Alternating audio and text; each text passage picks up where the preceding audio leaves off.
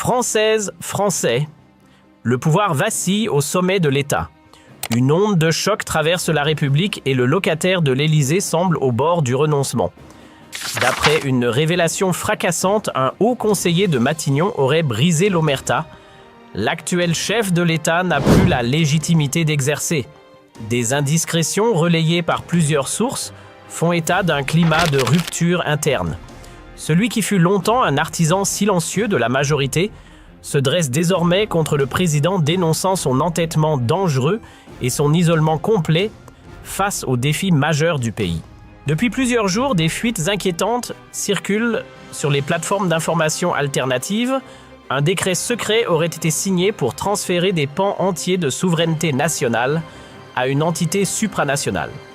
Mais pendant que l'attention publique est détournée vers des menaces floues, l'essentiel est ailleurs. Une élite politique coupée du réel impose au peuple des sacrifices inhumains. Tandis que la population encaisse pénurie, hausse des loyers et violence du quotidien, les décideurs se prélassent à l'abri des crises, protégés par leurs privilèges. Une fracture abyssale s'ouvre entre ceux qui gouvernent et ceux qui subissent. Et pendant que les chaînes officielles chantent la stabilité, une tempête gronde. Ne décrochez pas.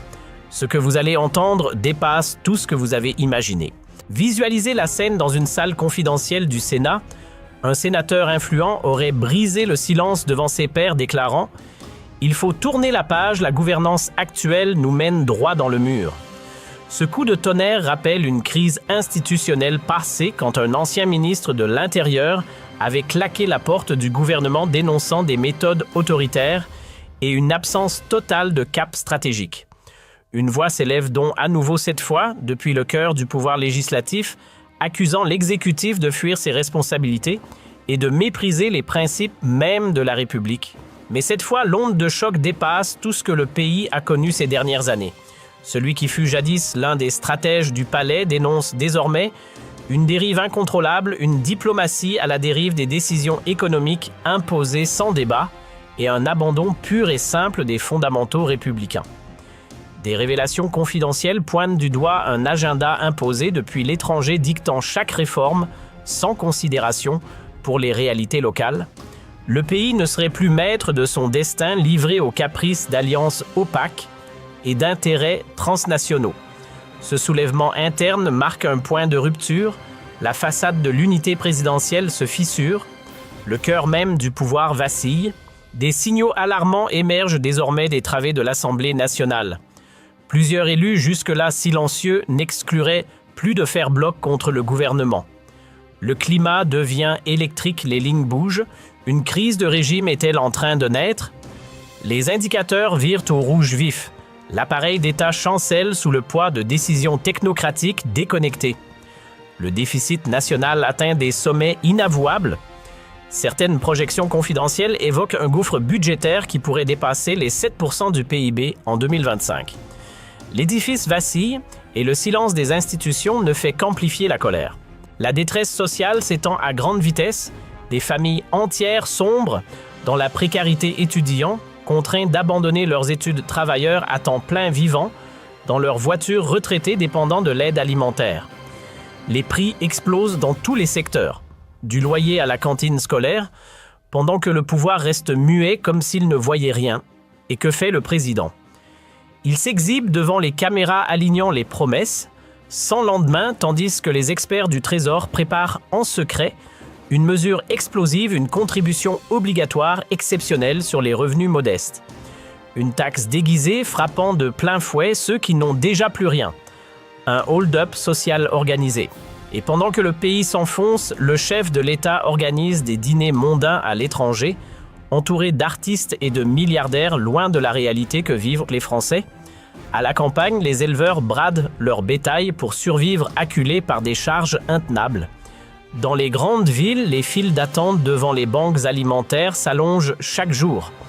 À Nice, comme à Rouen, des mères célibataires doivent choisir entre acheter des médicaments pour leurs enfants ou payer une facture de chauffage. Le fossé se creuse, la fracture est béante.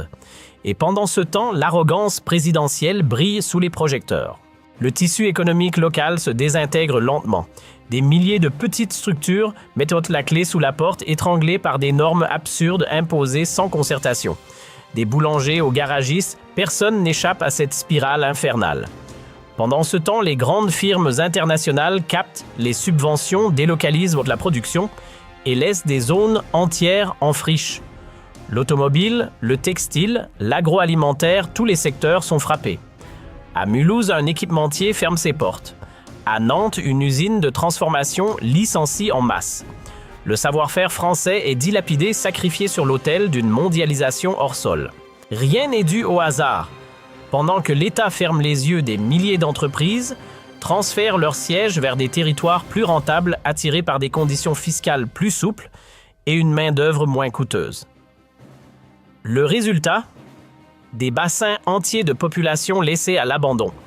Les friches industrielles remplacent les zones d'activité et la fracture sociale s'élargit.